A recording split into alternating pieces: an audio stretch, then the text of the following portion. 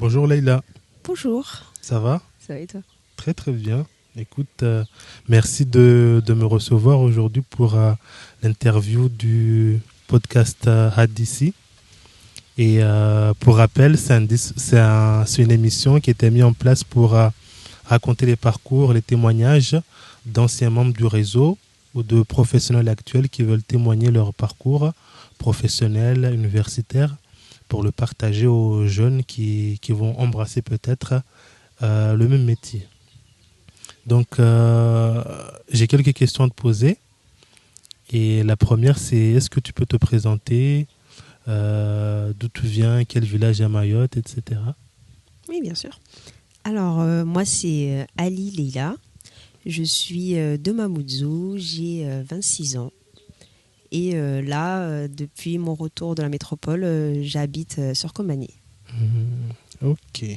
Mamoudou Mtsapere? De Dujani Mtsapere. Ok. Oui. D'accord, ok, c'est très bien. Alors, comme je l'ai annoncé au début, tu es une membre de l'association Réseau Laïki. Avant, tu étais une référente dans une ville, mais je vais essayer de te présenter et nous dire comment et dans quelles conditions tu as rencontré l'association Réseau Laïki. Oui, j'étais dans mes débuts référente pour l'association Laïki dans la ville de Nice, où j'y étais depuis plusieurs années, 5 ans à peu près. Et depuis dernièrement, je suis membre de l'association, mais moi, ma mission, c'était plus consistait à accueillir les jeunes étudiants qui venaient de Mayotte pour leur présenter la ville, leur expliquer un peu comment bien s'en sortir sans non plus être perdu. Surtout Nice, il n'y a pas beaucoup d'étudiants. Ça fait très rare sur la ville de Nice. On n'a pas beaucoup d'étudiants qui partent à Nice. Souvent, c'est les autres villes qui sont connues, mais à Nice, il fallait Nice et Marseille, il y en a beaucoup moins. C'est ça. Nice, il y en a, mais en fait, ils sont cachés. Il faut très cacher. Du coup, quand on arrive, on a l'impression qu'il n'y a pas d'étudiants. On ne les voit pas du tout. Et pourtant, il y a beaucoup d'étudiants maoris sur Nice. Donc, l'objectif, c'était ça. C'est que le mot que tu cherchais, c'était référente. C'est ça. C'est-à-dire, chaque fois qu'il y avait des jeunes qui venaient dans une ville, je savais que tu étais là-bas. C'était au moins pour les accueillir à la gare, leur montrer au moins les universités, comment ça se passe. Tu as fait aussi quelques sorties, non? Oui, on a fait des activités. On a fait des activités parcs avec des grillades, des sorties restaurants le soir, des petits trucs qui faisaient qu'il n'y a pas besoin non plus de dépenser énormément ou même qui permettaient aux étudiants de sortir, surtout pendant la période de Covid qui était très compliquée. On en reparlera de cette période-là. C'est ça. Mais du coup, en fait, ça nous permettait plus d'organiser plein de trucs. Déjà, on se voyait pour pouvoir découvrir la ville, voir les différentes structures qu'il y avait. Et ensuite, on s'organisait surtout les week-ends pour faire des activités, comme je dis, parcs, plages et plein de trucs qui permettaient de s'aérer et d'éviter l'isolement social. C'est ça l'objectif en fait, c'était lutter contre l'isolement et nous on organisait justement des événements de sortie. C'était des prétextes quoi, parce que comme je dis toujours, c'est pendant ces périodes-là quand les jeunes se retrouvent qu'on peut oser exprimer ses difficultés, ses soucis et généralement on trouve une solution. Donc l'objectif c'était de réunir les jeunes à travers ces activités-là et c'est vrai que je t'en remercie, tu en as fait pas mal quand tu étais là-bas et c'est pour ça qu'on a gardé contact jusqu'à présent. Et est-ce que tu peux nous parler un peu de ton parcours depuis, pas la maternelle, mais depuis le bac? Où est-ce que tu as passé ton bac? Tu as fait quoi comme bac? Alors moi, c'était un peu compliqué parce que j'étais déjà en métropole. J'étais dans la ville de Nice et j'ai passé mon année de bac que j'ai raté, un bac ES. Et parce qu'en fait, j'ai eu des conditions de vie qui étaient compliquées. J'étais chez quelqu'un, on sait tous, la vie en métropole, c'est très compliqué quand on est chez la famille. Donc, je suis retournée dans ma ville natale. Je suis revenue à Mayotte, à Mamoudzou. Et là, j'ai repassé mon bac. On a aussi un sentiment de solitude. On a tous les autres de notre génération qui ont eu le bac. On revient, on est dans une école où on ne connaît plus trop grand monde. J'ai repassé mon bac ici que j'ai obtenu. Et là, j'ai décidé de repartir dans la ville où j'étais. À Nice. Je suis repartie avec mon bac obtenu. Je suis retournée à Nice et là-bas, je m'étais inscrite au début en BTS éco, social et familial. Wow, c'est un peu différent de ce que tu fais actuellement. Exactement. Je rappelle que tu es infirmière, tu nous en parleras. Mais du coup, à quel moment tu as dû changer, tu as dû switcher, comme on dit? J'ai fait le premier trimestre. Mhm. Et pendant le premier trimestre, je me suis rendu compte que ça me correspondait pas du tout. Alors vraiment, c'était un non. Le BTS, le nom, il était parfait, mais quand je voyais les matières et l'issue, ça ne me correspondait pas. Et je me suis dit, pourquoi gâcher mon année? Je vais profiter de cette année-là. J'allais en cours, mais j'ai révisé mon concours d'infirmier. Et du coup, j'ai commencé d'abord en m'orientant en premier lieu en fac de psycho. C'était en cours d'année, même pas premier trimestre, j'ai fini en fac de psycho. Du coup, j'ai fait la fac de psycho, j'ai fait une semaine. Vraiment... Alors là, j'ai pas eu le parcours parfait au début, au décollage, hein, mais je voulais pas gâcher toute l'année. Et je me suis dit, ça sert à rien de rester toute une année sur quelque chose qui nous intéresse pas à la fin. Ou de finir l'année et de se dire que je vais voir après si je peux m'en sortir. Donc, pendant que je faisais tous ces changements, je révisais en même temps la dernière année de concours infirmier. J'ai passé la dernière année de concours et je m'étais dit, je révise aussi en même temps ce concours. Donc, j'allais en cours et en même temps, je passais mon concours infirmier à côté. D'accord, parce que généralement, les gens attendent, comme tu as dit, la fin de l'année. Ils perdent un an, une année de bourse, alors que c'est possible de changer avant décembre ou en milieu d'année. En milieu d'année, c'est possible de changer. Exactement. Mais ce n'est pas tout le monde qui le sait. Donc, dès le début, tu savais que ça ne te plaisait pas, mais l'infirmier, c'est ce qui t'intéressait. C'est ce qui m'intéressait. Tu as fait le nécessaire pour passer le concours, même au-delà d'un parcours classique, juste réviser, passer le concours en externe, comme on dit. C'est ça, je l'ai passé en externe en fait. En fait, souvent, on nous vend le côté que Parcoursup c'est fermé, parce que j'avais Parcoursup aussi. Et Parcoursup c'est fermé, il n'y a plus de possibilité de s'inscrire à la fac. Du coup, moi, je me suis rendue au secrétariat de la fac. Je me suis demandé si c'était possible de s'inscrire psychologie. Il me dit oui, il y a de la place qui s'est libérée à la fin. Parce que finalement, à la rentrée, il y en a beaucoup qui abandonnent les premiers mois. Donc, il y a de la place qui se crée dans les facs, dans les BTS, tout ce qu'on veut. Du coup, il faut se rendre directement dans les établissements. Il y a beaucoup de désistements. Il y en a qui avaient double choix, donc ils ont choisi, ils ont laissé une. Donc, au milieu, dès le début dans les de premiers mois, il ne faut pas y aller la semaine de la rentrée. Parce que là, il y en a qui vont même dans les cours et finalement qui abandonnent le mois d'après. Donc, le premier mois, il faut attendre la fin du premier mois, deuxième mois. Là, il y a des places qui se libèrent dans les filières. Surtout pour une réorientation. C'est ça. Pour une réorientation, donc là, on dépose des dossiers papier, ils acceptent. On est appelé. Et même là aussi, quand j'ai vu que ça ne me plaisait pas, je me suis dit, c'est pas trop tard pour moi. Donc, j'ai continué pour la bourse. Parce que du coup, il fallait que je continue une formation. Mais pendant ce moment-là, je préparais une autre formation à côté. Et je me suis dit, je finis l'année et à la rentrée, je passe le concours. Et en même temps, en passant mon concours, je me suis quand même inscrite à la fac de médecine. Parce que c'était un concours, donc il y a quand même des risques qu'on échoue. Et je m'étais dit, si je m'inscris à la fac de médecine et que même si je rate ma première année de médecine, j'aurai quand même les connaissances infirmières. Mais déjà, tu avais cette focalisation sur le côté médical, infirmier, médecine, etc. Tu savais comment tu peux t'orienter. Beaucoup n'ont aucune idée, ils s'inscrivent par défaut.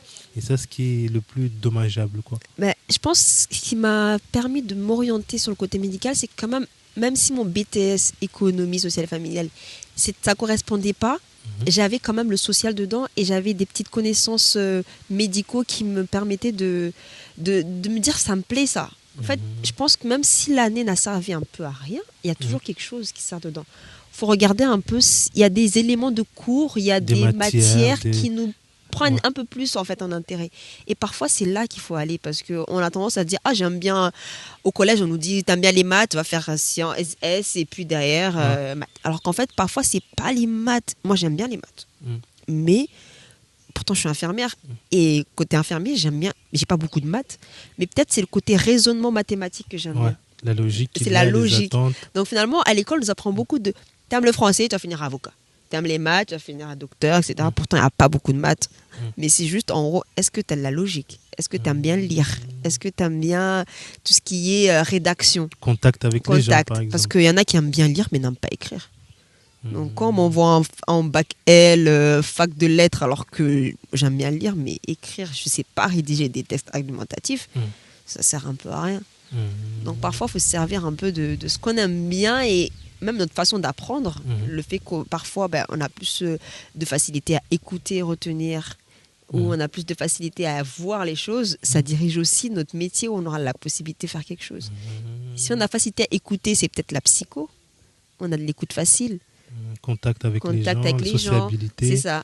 Alors que parfois, on se dirige par rapport à nos matières scolaires. Et ça veut et malheureusement nos rien dire. C'est ça, et nos notes. C'est pas toujours, voilà. Ça reflète pas toujours. Pas forcément ce qu'on veut faire derrière.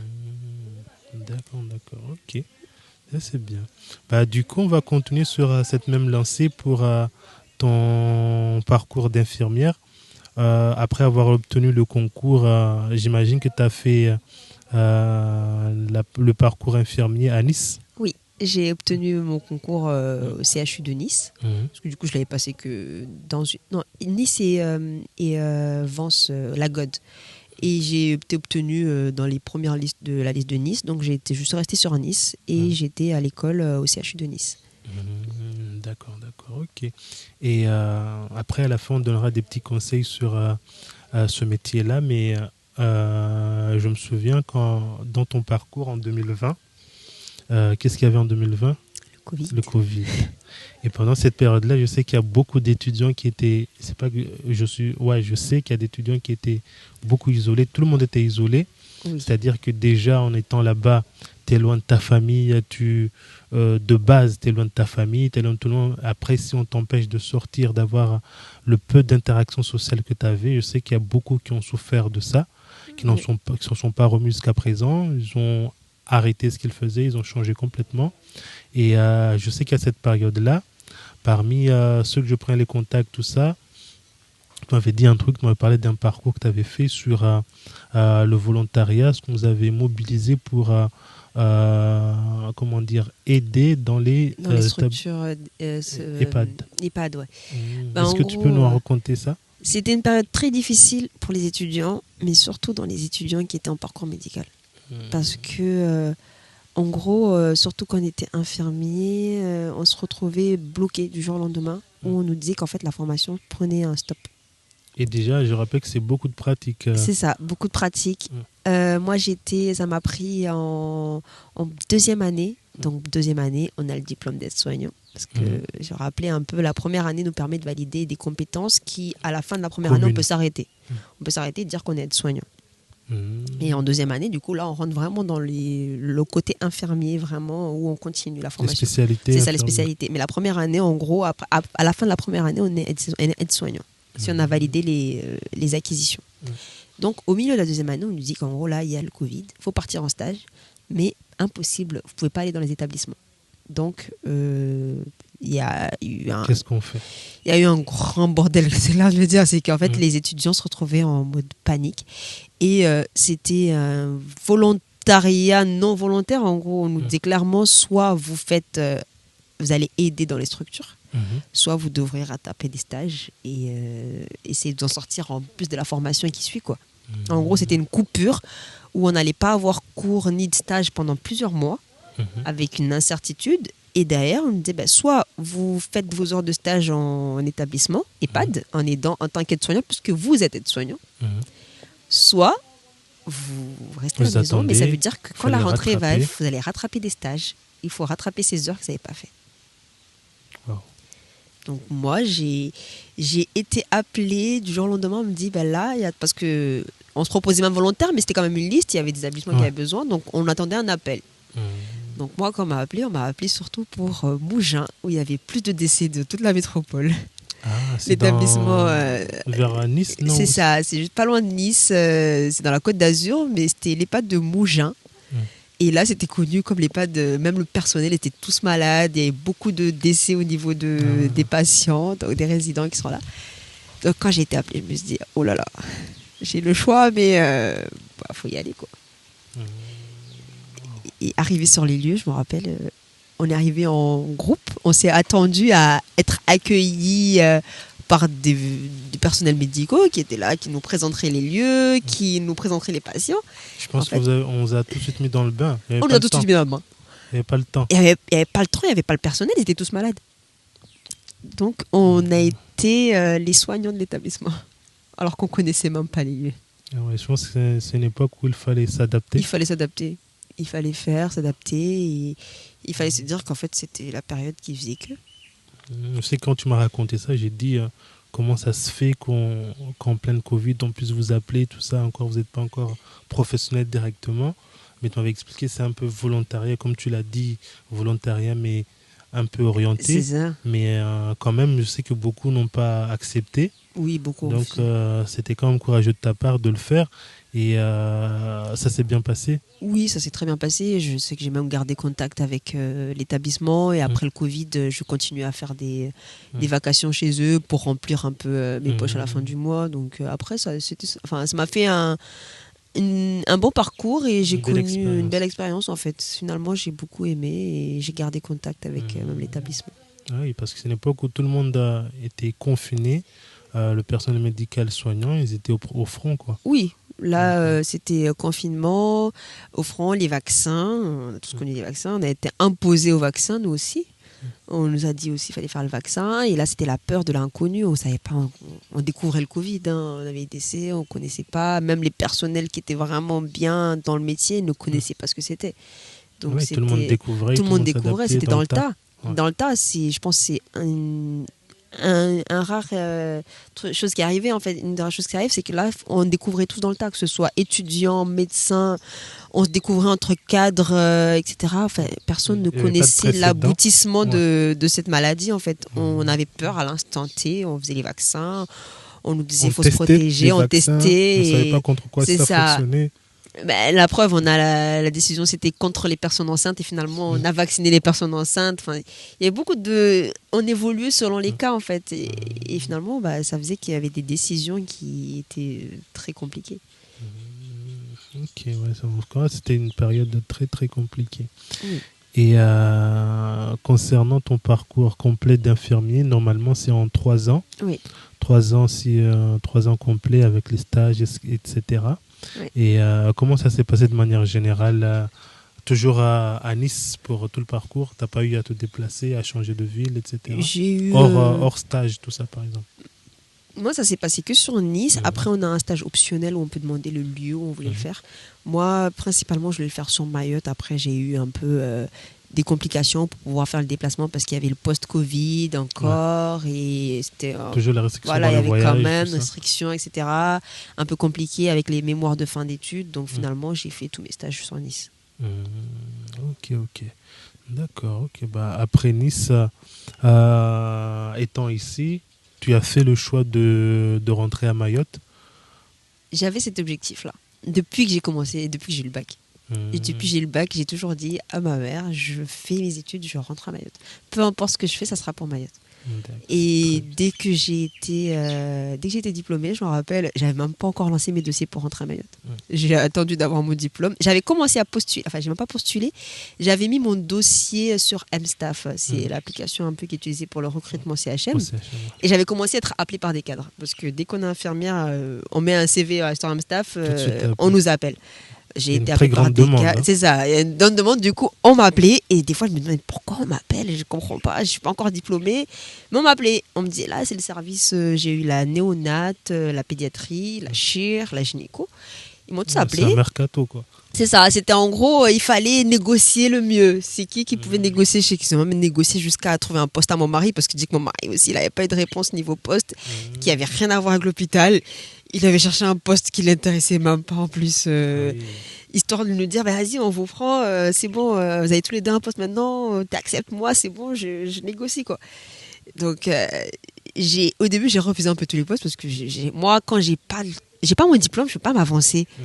Donc, j'ai attendu juillet, j'ai eu mon diplôme, et là, j'ai appelé la chirurgie. C'est le poste qui m'intéressait. Au CHM. Au CHM. Et je leur ai dit, là, j'ai eu mon diplôme et je veux un poste chez vous. Et ils m'ont dit, c'est un peu trop tard. Là, il y a eu des recrutements. Il y a les étudiants de Mayotte aussi qui sont en plein demande. Je commençais à me vendre, clairement comme un entretien. On se vend, on ses qualités, l'expérience. J'ai commencé à dire que j'ai fait mes stages sur le CHU de Nice, un des plus grands hôpitaux de la métropole, surtout avec les meilleurs chirurgiens. Donc là, ça a un peu commencé à jouer sur mon côté. On m'a dit oui, c'est bon. Ok, là, je vous attends ici pour un entretien, enfin pour juste conclure un entretien d'embauche. Mais normalement, c'est bon, pas de souci. La procédure. La procédure. Et là, ils ont commencé à me dire, du coup, il faut organiser votre retour dans une semaine. Et j'étais pas préparée à ça. En famille, En pas famille, toute seule. quoi, pas toute seule. Et là, faut que vous preniez un poste dans une semaine. Et je dis, mais dans une semaine, moi, je sors à peine des cours, quoi. J'ai envie de m'aérer la tête. Voilà. Penser au déménagement. Penser tout déménagement. Je rentre sur Mayotte. Ça fait des années que je suis plus sur Mayotte. Oui, je veux travailler à Mayotte, mais pas une semaine après les cours. Enfin, surtout quand on sort de 3 ans d'infirmier, on n'a même pas envie de voir l'hôpital pendant au moins un mois. Donc, et je sais que ils m'ont dit, ouais, c'est un peu compliqué, il faut voir la DRH et tout. Moi, ce que j'ai fait, c'est que j'ai appelé la DOM. J'ai appelé mon conseiller, la DOM, parce que, j'ai pas dit, mais j'étais partie avec un système de la DOM pour la formation, passeport, mobilité, étudiant. Donc, j'avais un billet aller pour la formation et un billet retour à la fin de la formation. Donc, j'ai appelé mon conseiller, je lui ai expliqué que, voilà, j'étais diplômée et que j'avais aussi un poste à Mayotte. Et il m'a dit, mais... Attends, tu m'appelles, tu me dis que tu es diplômé, mais tu m'appelles aussi pour me dire que tu as un poste, tu dois commencer dans pas longtemps aussi. Donc c'est un peu compliqué, en une semaine, c'est un peu compliqué. Du coup, je lui dis, je vais essayer de voir pour commencer le mois d'après, mais moi, c'est surtout pour que vous organisez mon retour, etc. Parce qu'il faut savoir aussi qu'avec le système de mobilité formation étudiant, on a un conseiller qui nous suit pendant les 3 ans pour son notre évolution. À la DOM. À la DOM. En gros, moi, je suis partie de base pour d'autres études, donc ma deuxième année, j'étais retournée sur les territoires pour repartir avec la formation. Parce que j'étais partie pour des études de la fac, etc. Donc finalement, j'avais plus les mêmes aides. Je suis retournée à Mayotte et au milieu de mon parcours, moi, j'avais déjà commencé ma première année d'infirmière. Je suis revenue de mes propres moyens à Mayotte pour repartir avec la DOM et la formation, du coup. Donc je suis partie pour une formation cette fois-ci. Donc j'avais un conseiller qui m'appelait tous les mois, qui voulait savoir comment j'allais, qui voyait un peu si j'avais obtenu mes bourses, etc., autant qu'il fallait. Si tout était bien côté administratif, en fait, il vraiment s'assurait que ça allait bien. Il contactait aussi pour avoir mes résultats de semestre, pour savoir si j'avais validé mes semestres, etc., et si j'avais besoin d'un aide quelconque. Donc, à la fin de la formation, on est censé les appeler aussi pour leur dire que là, je suis diplômée et qu'il faut que vous m'aidiez à trouver un poste. Chose que j'avais déjà fait de moi-même, en fait. J'avais déjà eu mon poste avant de l'appeler. Donc, normalement, il y a un suivi pour les passeports formation mobilité étudiante. Le conseiller, il nous suit tout le long et à la fin, on l'appelle pour lui dire que là, j'ai été diplômée. Et là, il nous aide à avoir un poste sur le territoire Mayotte ou métropole. Mais en gros, on est suivi jusqu'à insertion professionnelle. On n'est pas lâché après le diplôme. D'accord, c'est un bon système là que je ne connaissais pas. C'est vrai qu'à la DOM, il y a beaucoup de dispositifs. Il faut bien s'y intéresser. Il n'y a pas que celui passeport mobilité, quoi. C'est ça. Non, du coup, vraiment, j'ai été très bien suivie. En plus, moi, mon conseiller, vu que j'étais sur Nice, il n'y a pas de conseiller sur Nice, mais c'est un conseiller qui est sur Marseille. Du coup, on ne s'est jamais rencontrés. Mais en partant de Mayotte, j'ai eu un conseiller qui m'a attendu sur Paris, le conseiller de Paris, pour me donner, parce que c'était un billet de train, vu que je devais prendre le train. Et pour la correspondance jusqu'à Nice. Et c'était un conseiller de la DOM qui m'attendait carrément à l'aéroport, qui m'a donné mon billet de train. Et ensuite, j'ai eu le contact de conseiller de Marseille qui m'appelait pour me suivre tous les mois jusqu'à la fin de la formation. Ah, je pensais que c'était à Mayotte ici. Non, en fait, ici, on fait que la demande. Ensuite, c'est des conseillers la DOM de la métropole. Sur chaque région, chaque région en a une en général.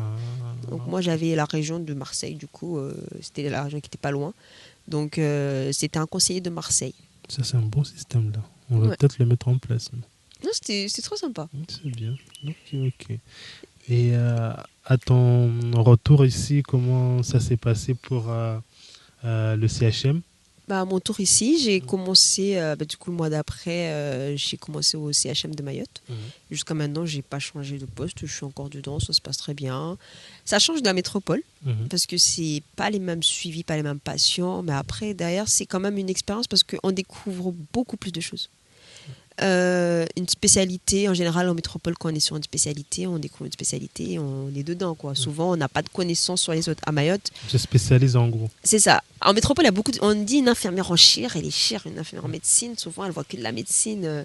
C'est très catégorisé. Alors qu'à Mayotte, par contre, on voit beaucoup d'univers qui sont pas chez nous. Je suis en chir, je fais de la médecine, je fais de la pède, je fais trucs, mais en même temps aussi, même niveau pathologie.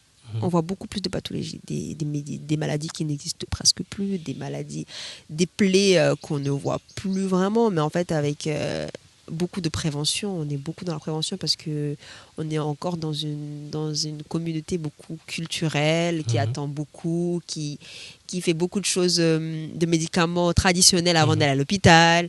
Donc, il faut réussir un peu à les former, à les prévenir un peu. À quel moment il faut attendre jusqu'à combien de temps, il faut aussi réussir à s'auto-évaluer. Donc à Mayotte, on a aussi plus d'expérience, on va dire, en autonomie. On se retrouve beaucoup à travailler en économie, en fait, même étant à l'hôpital. C'est que finalement, on dit on a tendance à dire que c'est plus facile de travailler à Mayotte et en métropole, c'est plus compliqué. Mais finalement, en fait, une fois qu'on est sorti, je sais qu'il y a même un médecin qui m'a sorti, il m'a dit une infirmière qui était infirmière à Mayotte, elle n'aura aucune difficulté à s'en sortir en métropole.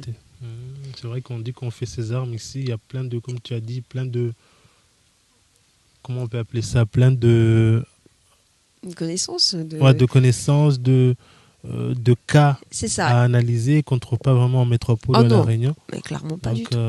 C'est vrai que ça fait une expérience, effectivement. J'ai une maladie, quand j'étais sur Nice, en plein école, on commençait à découvrir le chikungunya. Ouais. Alors que ça existe Alors que moi, je regardais mes collègues en disant, en plus, je l'ai eu.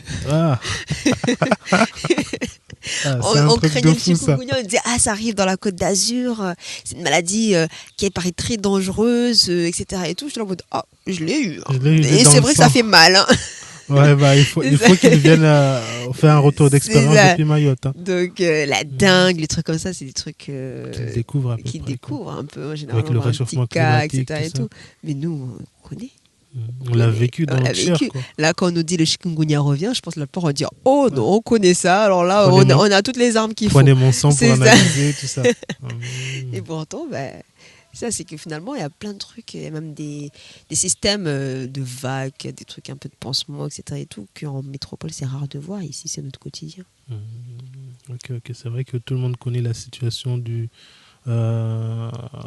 la médecine, comment dire, du système de santé à Mayotte. C'est très tendu. Oui. On est en manque de personnel, etc. C'est quoi ton avis là-dessus? C'est compliqué, parce que c'est vrai qu'en fait, ça nous demande beaucoup. On est énormément demandé, en fait. Il faut pallier à un manque, surtout infirmiers et médecins qui manquent sur le territoire. Après, on essaie de rester solidaires entre nous, mais en fait, il faudrait qu'en fait, on soit plus intéressé à venir sur le territoire aider, parce que le problème qui fait qu'il y a un manque de personnel, c'est qu'il y a beaucoup de turnover. Les infirmiers métropolitains qui viennent pour 3 mois, 6 mois et derrière et qui repartent. Donc c'est souvent les natifs et ceux qui veulent rester sur le territoire. Qui ont leurs intérêts financiers, moraux. Financiers, moraux, la famille. Il y a aussi beaucoup de métropolitaines qui sont rentrés avec s'installent ici avec leur famille. Et du coup, ceux-là restent, mais la majorité, ils viennent pour 3 mois, 4 mois, histoire de découvrir. Ils vont à La Réunion, font 3 mois, 4 mois. Donc on se retrouve avec une équipe qui change beaucoup. L'équipe, on est là, on a une collègue, 6 mois après, elle n'est plus là. 3 mois après, il n'est plus là. Il faut en former une autre. Lui expliquer, l'adapter. Une fois qu'elle est adaptée, elle repart. Et toi qui es là, tu restes et finalement, tu es épuisé de ça, en fait. Tu es épuisé de ce changement qui est tout le temps là et de l'adaptation, etc. Entre-temps, il faut que tu assures aussi. C'est ça. Entre-temps, surtout les débuts, quand il y a une nouvelle collègue, il faut aussi pallier à aider cette collègue-là, parce que du coup, elle ne connaît pas, on ne peut pas la laisser seule aussi. Donc souvent, on va former, FAPer, etc. Et tout, et derrière, ça rechange encore. Mais souvent, ceux qui restent, ils restent là, en fait. Et c'est ceux qui vont ressentir ces contraintes. Là, par exemple, j'avais fait une interview avec Diana, qui travaille sur le service ou dispositif My Santé du CHM. Je sais qu'ils sont très mobilisés pour le recrutement, le rayonnement du CHM à Mayotte, mais aussi au niveau national, vraiment international, pour recruter tout renfort personnel médical. Ils font un excellent travail là-dessus. Mais nous, au niveau du réseau Laïki, que ce soit dans le domaine médico-social, métier de support, avocat, dans le BTP, tout domaine d'activité, nous, on s'est basé là-dessus pour inciter les jeunes qui sont diplômés à rentrer ici, peu importe leur domaine, quel que soit leur domaine, encore une fois, on est en demande ici. Donc, nous, l'objectif, c'était vraiment ça. Et toi, je dirais que c'est un parcours exemplaire dans le domaine avant même de partir, tu savais que tu allais pour un objectif et quoi qu'il arrive, tu devais revenir. Donc, nous, on a fait un sondage là-dessus. Près de 90% ont dit moi je veux rentrer à Mayotte. Les quelques pourcentages qui restaient, c'était parce qu'ils avaient de la famille à La Réunion, en métropole, mais qu'ils avaient quand même les yeux ici. Donc au niveau des jeunes, quand ils finissent, peu importe leur domaine, ils ont envie de rentrer ici. Mais nous, ce qu'on se pose en tant qu'association, en tant qu'accompagnateur des jeunes futurs diplômés, futurs actifs de Mayotte, c'est que est-ce que les conditions de retour sont là? Est-ce que on les incite à rentrer, est-ce qu'on met toutes les conditions pour qu'ils puissent rentrer à Mayotte? Ça, on est en train de découvrir dans chaque domaine et c'est en demandant des exemples comme ça qu'on puisse les voir. Oui, après, je pense pour moi, il y a beaucoup de jeunes qui veulent rentrer, mais le problème, il est un peu partout. On va dire déjà, en partant des jeunes, moi, je sais que quand j'étais étudiante, j'avais beaucoup d'étudiants qui étaient en fac assistant de gestion, un truc comme ça. Ça revenait souvent. Et en fait, ce qui fait souvent que j'ai beaucoup d'amis, j'ai beaucoup de connaissances qui sont en métropole aujourd'hui qui disent qu'ils ont du mal à rentrer à Mayotte. Diplômés, mais qui ont du mal à rentrer à Mayotte. Et souvent, le souci, c'est quoi? Le souci est que on fait des études. Avant même de commencer les études, on ne regarde pas la demande. Je me suis intéressée à infirmier parce que je savais que peu importe, j'allais toujours avoir un poste. C'était métier demandé, un secteur demandé, un secteur tendu, et il n'y a pas beaucoup d'étudiants qui étaient dedans. Donc aujourd'hui, peu importe l'étudiant qui est en métropole, qui est infirmier, qui voudra rentrer, il ne dira jamais qu'il n'a pas un poste à Mayotte. Alors que si on veut tous être secrétaire, et par exemple être soignant dans le médical, je reste dans mon secteur, aujourd'hui, un étudiant qui est en métropole, il y en a beaucoup, d'ailleurs, qui sont même revenus sur le territoire avec un diplôme d'aide-soignant qui n'arrivent pas à rentrer sur le CHM. Parce que c'est bouché. Pourquoi? Parce que tout le monde est aide-soignant. Nos mamans sont aides-soignants. Donc nos mamans qui restent au CHM jusqu'à la retraite, le poste il se libère à quel moment? Oui, c'est vrai que dans les parcours d'orientation, il faut voir les métiers dont on aura besoin. Moi, je connais des jeunes qui voulaient faire des métiers de conducteur de train. Après, moi, je leur demandais, est-ce que c'est en rapport avec ton projet de vie à Mayotte? Parce qu'à Mayotte, il n'y a pas de train. C'est bien, conducteur de train, mais si tu as envie de rentrer à Mayotte, cette filière n'existe pas, à part si on aura le train bleu. Mais ça sera dans quelques temps, tu vois.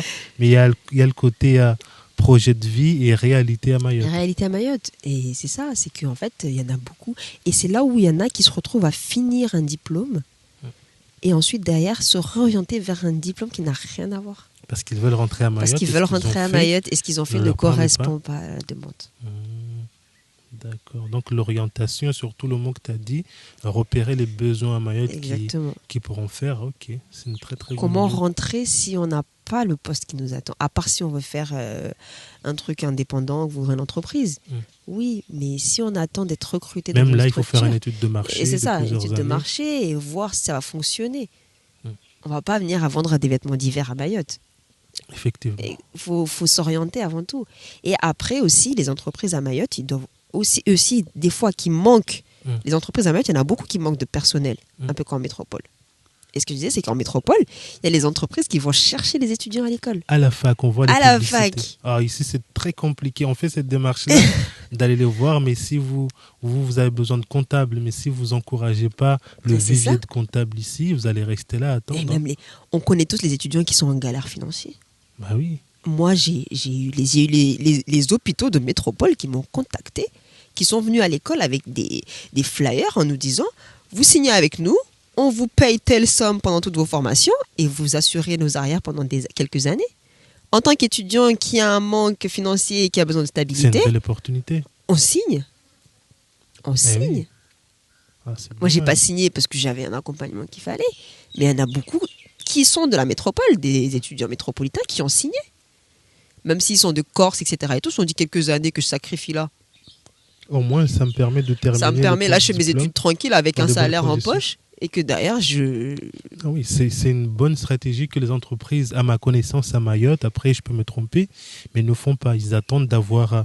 Tout le monde cherche un comptable, il y a un seul comptable, tout le monde se l'arrache. L'hôpital, le premier, ne le fait pas. Alors qu'il faut justement, il faut qu'on puisse justement former ces jeunes, ces promotions-là qui font dans le même domaine, animer ces métiers-là et plus avoir le maximum de chances. Si aujourd'hui, au lieu d'aller organiser juste des forums, c'est bien les forums, mais si ces entreprises allaient dans les facs, dans les écoles de commerce, dans les écoles, parrainer les étudiants en leur disant que là, je t'aide tout le long de ton parcours, je te soutiens tout le long de ton parcours, mais à la fin, moi, j'ai besoin d'un personnel.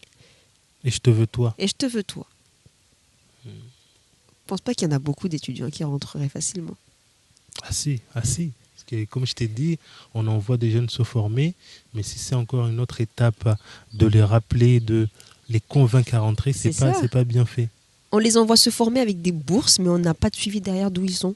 La plupart restent là où ils sont pour on travailler. Leur donne la bourse du département. Après, ils travaillent là-bas. Ils sont diplômés, ils sont plus bénéficiaires de bourse, on n'a plus de nouvelles d'eux. Alors qu'entre-temps, il y en a un en métropole là-bas qui a cherché l'étudiant et qui lui a donné aussi autre chose derrière. Bah oui, et ici, le besoin est toujours là. On a formé tel type de jeunes dans tel domaine, mais après 4 ans, 5 ans, ils sont où? On ne sait pas. Ah, c'est dommage. Donc l'argent qu'on a dépensé, on ne sait même pas finalement, puisque ça ne nous apporte rien dans le territoire. Alors qu'en métropole, ils suivent leurs étudiants. Ah oui, ils savent la valeur qu'il y a. Et souvent, les entreprises en métropole, on entend qu'en fait, là, il y a un recrutement qui va arriver bientôt. Ils prévoient déjà combien de personnels ils vont arriver dans l'entreprise. Souvent, on entend. Là, en quelques mois, je sais déjà qu'il y a tel employé qui va arriver parce que je l'ai suivi depuis des années. Je sais qu'ils connaissent déjà. C'est ça. Déjà pour cause on prépare leur place. C'est ça. Les tailles de leur siège, ils les connaissent déjà. Exactement. C'est vrai qu'on n'a pas cette vision, cette projection à Mayotte. C'est vraiment dommage parce que, encore une fois, nous, au sein de l'association, c'est les étudiants, la richesse de Mayotte. Il faut qu'on se base sur eux. Et malheureusement, ce n'est pas très poussé. On ne leur donne pas assez d'importance à mon niveau. On les forme juste pendant les études. On les suit pendant les études. Ah là, tu as validé ton semestre, ok. Félicitations. J'ai validé mon diplôme, ok. Là maintenant, va chercher un travail. Je te laisse seul face au monde. Va faire ton CV, tu peux avoir des gens qui vont t'aider à faire ton CV, etc. et tout. Ah oui, tu es diplômé, tu sais lire et écrire. Voilà. Et encore, si tu veux de l'aide, je peux t'aider à faire ton CV. Moi, j'en ai eu qui m'ont dit, je peux t'aider à faire ton CV. Je suis pas doué pour faire les CV. Mais derrière, moi, le truc, je vais le déposer. Enfin, je sais pas. Les entreprises, qui veut de moi? On donne les CV aux entreprises, ils nous répondent même pas derrière. Alors que ceux qui sont assurés en mode, de toute façon, je t'aide à faire tes études. T'es diplômé, moi, je te prends juste derrière. T'as même pas à faire de CV, je te connais déjà. Je te connais déjà. J'ai suivi tes notes, j'ai suivi tes observations, j'ai suivi ton parcours. Parce qu'ils contactent les établissements derrière. Ils ont le relevé de notes avec les absences, etc. Ils s'assurent que l'étudiant est à l'école. Moi, je sais que les collègues qui ont signé pour travailler en métropole, ils ne devaient même pas faire 1 heure d'absence. Ils allaient en cours tous les jours. Même s'ils dormaient dans le cours, mais ils s'assuraient les absences. Ouais. Et les relevés étaient envoyés aux entreprises à la fin. C'est un engagement. Bah oui, c'est un engagement. Donc l'engagement était respecté de 2 côtés. Et à la fin, c'est qui était bien? C'est eux, les entreprises. Ils ont des personnels pendant plusieurs années. Je crois que c'était 5 ans d'engagement, un échange. Et ça leur coûte moins cher que d'aller faire la promotion, recruter des gens. Exactement. Okay. Et ils ont un personnel qui va rester là au moins 5 ans. Oui, effectivement, ça n'a pas de prix, ça. Ça garantit le développement, la stabilité de l'entreprise. Exactement. Ok, Leïla, on arrive à la fin de l'interview. C'est qu'il y a beaucoup de choses à dire. Oui. Il y aura beaucoup de sujets, on en reparlera encore dans la possibilité, mais je te remercie d'avoir accepté l'interview, ton petit témoignage, ton petit parcours. On reste en contact. De rien, c'est moi qui n'hésiterai pas à te solliciter en cas de besoin pour les conseils pour les jeunes, etc. Je sais que tu seras là. Je suis là. Ok, merci beaucoup Leïla et à bientôt. À bientôt.